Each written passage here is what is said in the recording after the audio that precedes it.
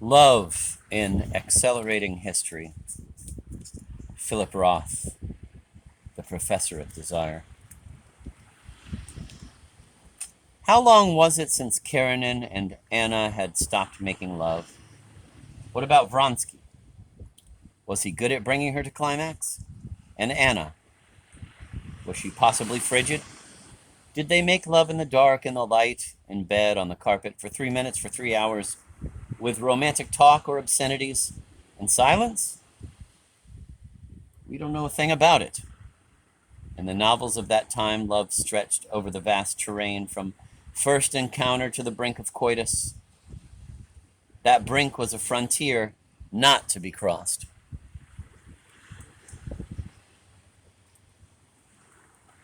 In the 20th century, the novel discovered sexuality gradually in all its dimensions. In America, the novel heralded and then accompanied the great upheaval in moral custom that was to proceed at dizzying speed. In the 1950s, people were still stifling in an unyielding Puritanism. And then over a single decade, everything changed. That long span from early romance to the act of love vanished. The person was no longer shielded from sex by the no man's land of sentiment. Now he came into direct, implacable confrontation with it.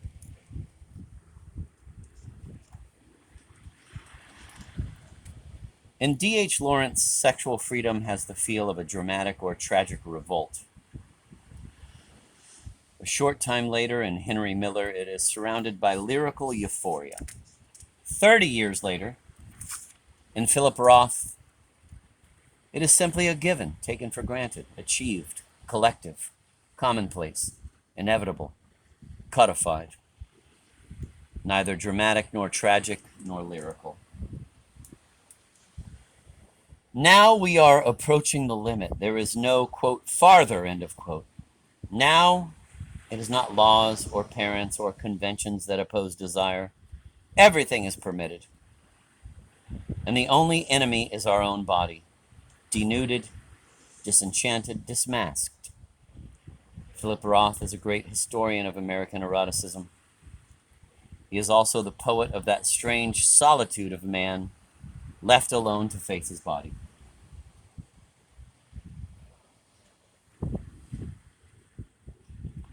However, over these last decades, history has moved so fast that the characters and the Professor of Desire cannot help but retain some memory of an earlier time, the time of their parents, who lived their loves, more like Tolstoy's characters than Roth's.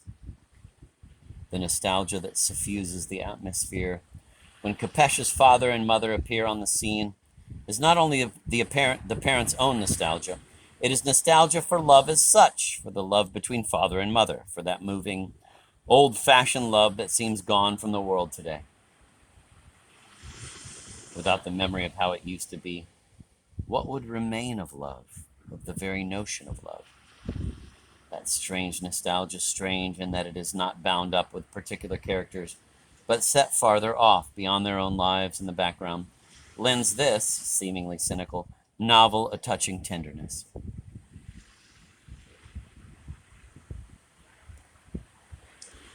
The acceleration of history has profoundly transformed individual lives that, in centuries past, used to proceed from birth to death within a single historical period. Today, a life straddles two such periods, sometimes more.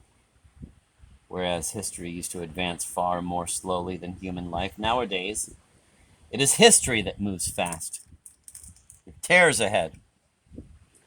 It slips from a man's grasp, and the continuity, the identity of a life is in danger of cracking apart.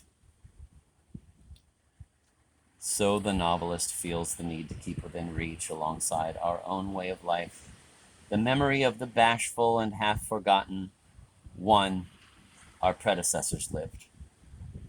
This is the meaning of the intellectualism of Roth's heroes. All of them professors of literature or writers, constantly meditating on Chekhov or Henry James or Kafka. This is no pointless intellectual display of a self-absorbed literature.